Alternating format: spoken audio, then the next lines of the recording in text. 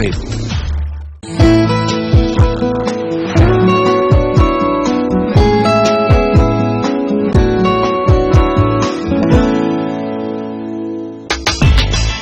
राष्ट्रीय राजधानी दिल्ली के होटल ताज पैलेस में क्रेडाई कॉन्क्लेव 2015 का आयोजन किया गया, जिसमें देश भर से लगभग 1000 डेलीगेट्स ने हिस्सा लिया। क्रेडाई एक बहुत बड़ी संस्था है। ये करीबन 11,500 इसमें मेंबर्स हैं और ये 22 स्टेट्स में हम प्रेजेंट हैं। 152 चैप्टर्स हैं हमारे और हम सारे जो हैं रियल एस्टेट डेवलपर्स हैं। रियल एस्टेट डेवलपर्स की संस्थाओं की ये कन्फेडरेशन है, तभी इसका नाम है confederation of real estate developers associations of India. ये कॉन्फ्रेंस का मकसद, हम सालाना कॉन्फ्रेंस है और कॉन्फ्रेंस का मकसद ये है कि सारे मित्र सारे देश से मिले, एक दूसरे के आइडियाज शेयर होए, एक दूसरे के दुख दर्द बांटें और जो भी प्रॉब्लम्स हैं अक्रॉस द नेशन वो एसिमुलेट करें और इससे एक चर्चा होए और इससे कुछ एक हमें भी एक आइडिया मिलता है कि देश में क्या हो रहा है, कौन से राज्य में क्या कानून अच्छा है, किधर अच्छा काम हो रहा है, किधर क्या जो चीज़ बदलनी चाहिए। तो ये इसका आइडिया है और सरकार के साथ भी जो भी मंत्री जी आएंगे इस कॉन्फ्रेंस में, उनको भी हमारे जो प्रॉब्लम्स हैं उनको हम सुनाएं, सरकार की ओर से वो भी हमें उनके जो आइडियाज हैं वो हमसे बात करते हैं। तो एक पब्लिक प्राइवेट पार्टनरशिप का एक चर्चा होता है और अल्टीमेटली जो रिजल्ट निकलता है वो निकलता है, बट अल्टीमेटली कुछ एक जो हमें आवाज सुनाना है जिसको वो आवाज तो जाएगी जिसके पास। क्रेडाई कॉन्क्लेव 2015 की थीम रखी गई स्किल इंडिया, क्लीन इंडिया और स्ट्रॉन्ग इंडिया। हम जो है एग्रीकल्चर के बाद सबसे ज़्यादा लोगों को एम्प्लॉयमेंट देते हैं, तो मीन्स जो स्किल इंडिया या जो लोगों को एम्प्लॉयमेंट चाहिए वो भी इसी से आ सकता है। तो और दूसरे जितने भी डेवलप्ड नेशन है, चाहे अमेरिका है चाहे चाइना है, अगर आप उनका देखें तो उनका जीडीपी के अंदर जो कंट्रीब्यूशन है हाउसिंग का वो 20-22% तक रहा है। क्रेडाई नेशनल ने जब हमने ऑफिस बेयरशिप में हमने ये सौंपा, जब से हमने CSR में बहुत काम शुरू किया है, क्लीन इंडिया मूवमेंट पे हमने काम किया है, स्किल डेवलपमेंट में हमने कंटिन्यूस काम कर रहे हैं। क्रेडाई कॉन्क्लेव 2015 का उद्घाटन union minister of skill development and entrepreneurship Shri Rajiv Pratap Rudy और union minister of labour and employment Shri Bandaru Dattatreya ने दीप जलाकर किया। प्रेसिडेंट दिगंबर आनंद ने ऑनरेबल मिनिस्टर को क्रेडाई मेंबर्स के जरिए किए जाने वाले वेलफेयर स्कीम के बारे में बताया, तो वही उन्होंने डेवलपर्स और बिल्डर्स को होने वाली परेशानियों का भी जिक्र किया। These efforts that we are doing on CSR and skilling, solid waste management, education, we are actually doing this, sir. It's not just to make news, it's not just to earn brownie points. We've been doing CSR for many years, but we haven't been talking about it because a lot of our members felt there's no need, I want to do it quietly, just let's be dignified about it. But we felt that this year the time has come to change perception about our people and our industry. When we are doing good things, why not talk about them? I would like to also say, two of our senior ministers are here. Sir, we all know that there are challenges in real estate, and yesterday I was just mentioning that at the CEO level, the only phone call we get in a day is a distress call.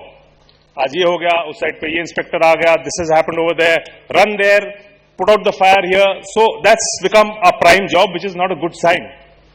We are developers, we should focus on building, we should focus on constructing our projects. But unfortunately, the situation is not such that we can do that. There is a great message from the Prime Minister about ease of doing business, and we are seeing change, though it will take time to filter down to the lowest level. Conclave में union skill development minister Shri Rajiv Pratap Rudy ने skill labour force के importance के बारे में जानकारी दी। साथ ही उन्होंने भारत सरकार के महत्वाकांक्षी योजना स्किल इंडिया इनिशिएटिव का भी जिक्र किया। उन्होंने क्रेडाई के जरिए चलाए जा रहे कौशल योजना की भरपूर सराहना की, जिसमें कंस्ट्रक्शन वर्कर्स को on the job skills training देकर उन्हें काबिल बनाया जाता है। Just few backgrounder which possibly will हमारी आपसे क्या पार्टनरशिप है, क्रेडाई आपकी संस्था कितना काम कर रही है। I had seen when I had gone to Pune when Kushal was being run and I intensive मेरा interaction हुआ उन लोगों के साथ, and I'm aware that you are doing a great job, which is in fact very commendable, and because there is a huge spectrum of things, but why skilling? और आखिर हम skill के बारे में बात क्यों करना शुरू किया? ऐसा नहीं है कि स्किल्स और इस देश में भवन का निर्माण और बिल्डिंग का निर्माण अब शुरू हुआ है या सड़कों का निर्माण अब शुरू हुआ है, ये बिजली के तारे अब खींचे जाने लगी हैं, लेकिन skill is being discussed. One big thing which the prime minister has done, और इस देश में अगर पहली बार किसी ने सोचा कि औपचारिक ढंग से हम इस देश में स्किलिंग की बात करेंगे, तो first time in 69 years the prime minister mister Narendra Modi decided to create a separate ministry of skill development, and this credit has to be given because he has a vision that this particular ministry was created. But we have been able to create a framework in as far as all these activities are concerned. But where we have stopped and why we are not able to achieve what we are talking is something because skilling is not aspirational. कभी भी अखबार में ये इश्तेहार नहीं आता है, अखबार में ये इश्तेहार आता है कि मेरा बेटा बीए हो, मेरा बेटा दामाद एमए हो, मेरी बहू पीएचडी हो, मेरी बहू एमबीए हो, मेरी बहू वो टीचर्स एजुकेशन है। कभी भी ये नहीं होता है कि मेरा दामाद होने वाला मास्टर प्लम्बर हो, मेरा दामाद होने वाला मास्टर शेफ हो, मेरा दामाद होने वाला कंस्ट्रक्शन में एक सुपरवाइजर हो और रिग पर काम करता हो। The day in this country the advertisements in matrimonial column says that मेरा होने वाला दामाद मास्टर शेफ हो, I think the country would have reached, and this is what we are talking about, which is not there. अब वक्त हो गया है एक छोटे से ब्रेक का। ब्रेक के बाद देखेंगे ईज ऑफ डूइंग बिजनेस के बारे में पैनल डिस्कशन और रियल एस्टेट इंडस्ट्री को पेश आने वाली चुनौतियों का सामना करने के सुझाव और उपाय।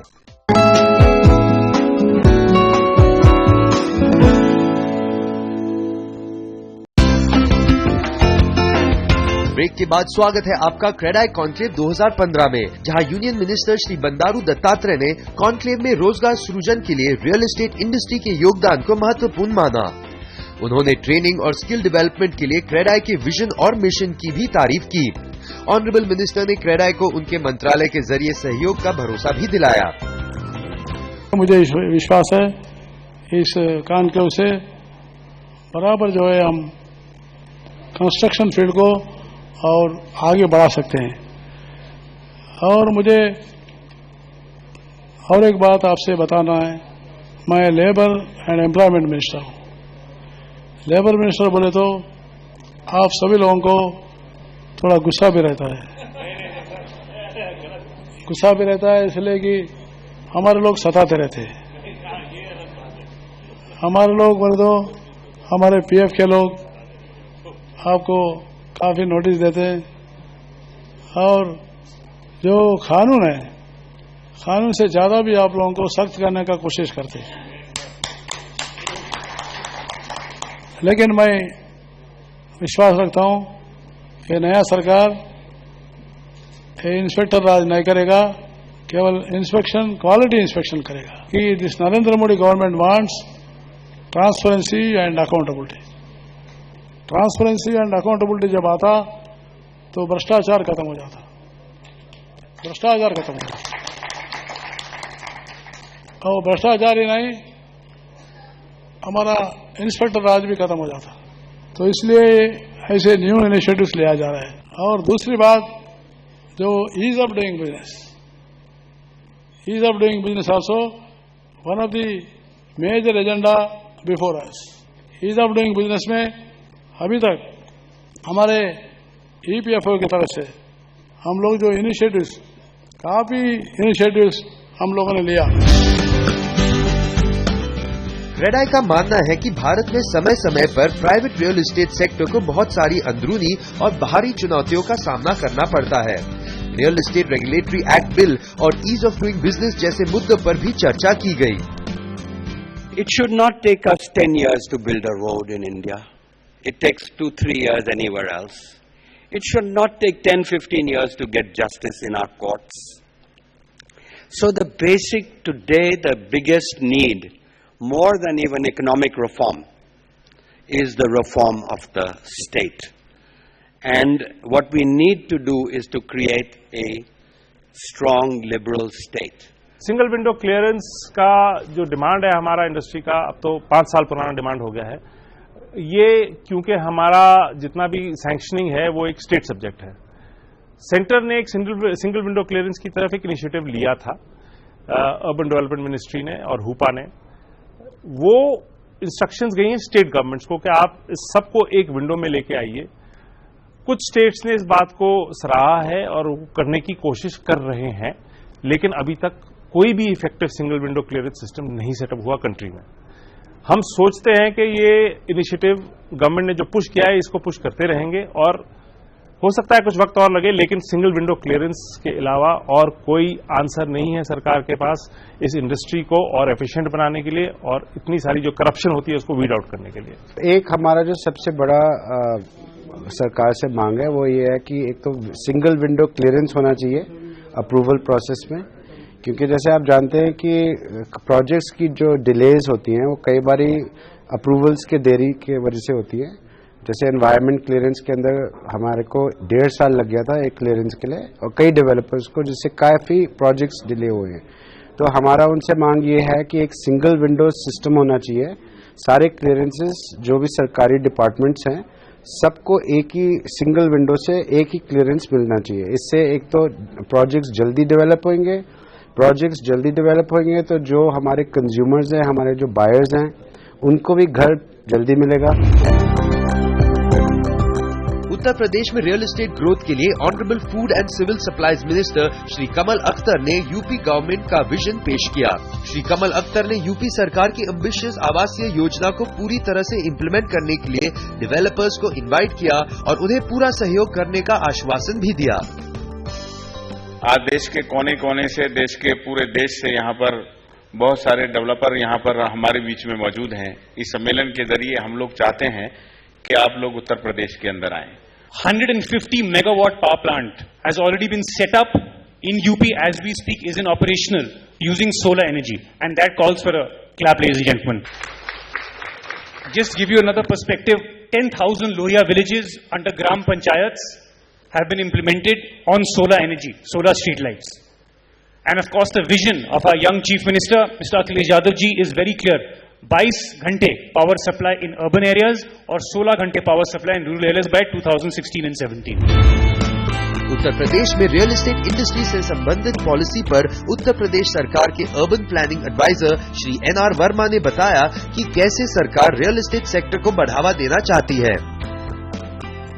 यूपी का एक्सपेरिमेंट जो है वो बिल्कुल अलग है। यहाँ जो पॉलिसीज हैं वो बंद कमरे में नहीं बनती है। प्रदेश सरकार जो पॉलिसीज बनाती है उस पे पहले एक ड्राफ्ट बनता है, पूरे प्रदेश में क्या हो रहा है, देश में क्या हो रहा है, बाकी स्टेट्स में क्या पॉलिसीज हैं लेटेस्ट, या जो विकसित देश हैं उनमें क्या हो रहा है, उनकी स्टडी करने के बाद एक ड्राफ्ट बनता है। फिर उसके बाद उसको जो जितने भी स्टेक होल्डर्स हैं, चाहे विकास प्राधिकरण है, हाउसिंग बोर्ड है, या क्रेडाई के मेंबर्स हैं, प्राइवेट डेवलपर्स हैं, आर्किटेक्ट एसोसिएशन है, रेजिडेंट वेलफेयर एसोसिएशंस हैं, उनके साथ डिस्कस करके, वर्कशॉप करके और तब उसको पॉलिसी को फाइनल करते हैं ताकि फील्ड में जाके उसके इम्प्लीमेंटेशन में कठिनाइयां ना हो। अब वक्त हो गया है एक और छोटे से ब्रेक का। आगे देखेंगे रियल एस्टेट क्षेत्र में गुजरात में होने वाले विकास कार्यों पर माननीय मुख्यमंत्री श्रीमती आनंदीबेन पटेल का क्या कहना है।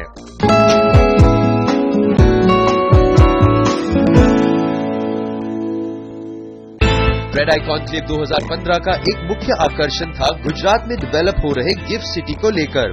गुजरात में बन रहे गिफ्ट सिटी पूरे हिंदुस्तान में अपने आप में बिल्कुल अनोखा शहर होगा। This is a smart city because it is enabled by ICT completely.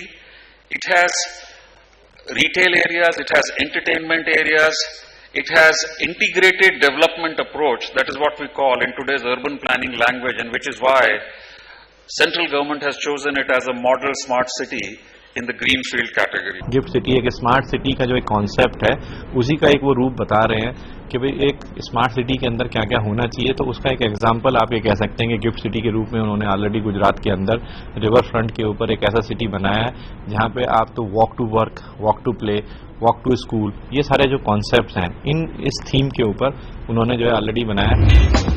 CREDAI president elect जगशय Shah ने मुख्यमंत्री आनंदीबेन पटेल का मंच पर स्वागत किया। Too much delighted to welcome Madam Chief Minister of Gujarat to this session with an intention of providing housing facilities to the urban poor at an affordable cost. Our Honorable CM has put implementation of Mukhyamantri Gru Yojana on fast track.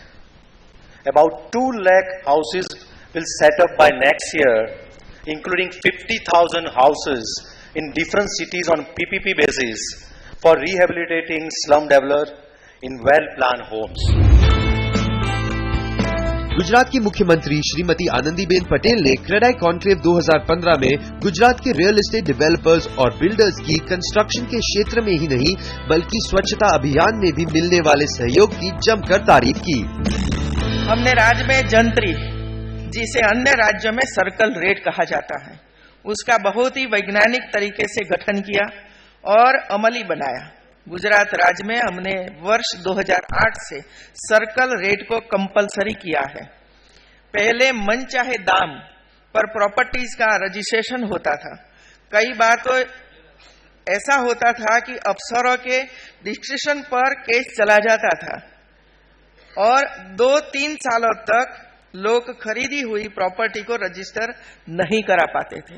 जमीन की valuation अपने तरीके से अधिकारी करते रहते थे। तो हम लोगों ने ये जो सर्कल रेट है वो पूरा साइंटिफिक बना दिया और आप सब लोग ऐसा अच्छा काम कर रहे हैं। गुजरात में बच्चों आंगनवाड़ी में भी काफी काम हो रहा है, टॉयलेट भी बना रहे हैं गांव-गांव में ना। अच्छा काम सोशल सर्विसेज के क्षेत्र में भी कई अच्छा काम हो रहा है। हरियाणा के मुख्यमंत्री श्री मनोहर लाल खट्टर ने भी क्रेडाई कॉन्क्लेव में हिस्सा लिया और रियल एस्टेट सेक्टर के लिए हरियाणा सरकार की पॉलिसी पर भी चर्चा की। हमको भी जनता की सेवा करनी है, उस कंज्यूमर की सेवा करनी है जिसको मकान चाहिए, और आपको भी वही काम करना है। थोड़ा शॉर्ट टर्म टारगेट शायद अलग अलग हो सकता है, लेकिन long term target is the same. हम कोई एक फैसिलिटी जनता को देना चाहते हैं ताकि हर आदमी को अपनी अपनी कैपेसिटी के हिसाब से, उसकी बैंक जो क्षमता है उसके हिसाब से उसको रहने के लिए मकान मिल जाए। और इसमें हर प्रकार का वर्ग है, एक अच्छा वर्ग भी है, हाई इनकम ग्रुप जिसको कह सकते हैं, एक मिडिल इनकम ग्रुप कह सकते हैं, एक लो इनकम ग्रुप भी है, सबको मकान चाहिए। क्रेडाई का मानना है कि डेवलपमेंट सिर्फ बिल्डिंग बनाने से ही नहीं होता बल्कि सोशल वेलफेयर के जरिए भी सामाजिक विकास और बदलाव आता है। क्रेडाई ने कॉर्पोरेट सोशल रिस्पांसिबिलिटी के क्षेत्र में अनेकों सराहनीय कदम उठाए हैं। The dream is that in the next 5 years, sir, कोई भी बच्चा जो कंस्ट्रक्शन सेक्टर में आता है, any kid who comes to the construction sector, whether he wants to become an architect, whether he wants to become an engineer, whether he wants to be a laborer, if he is good in his studies and if he is from economically weak family, CREDAI will support, वो बच्चा education जरूर पाएगा। Corporate social responsibility के तहत क्रेडाई ने कुशल योजना की शुरुआत की, जिसे राष्ट्रीय और अंतर्राष्ट्रीय स्तर पर अनेकों बार सम्मानित किया गया।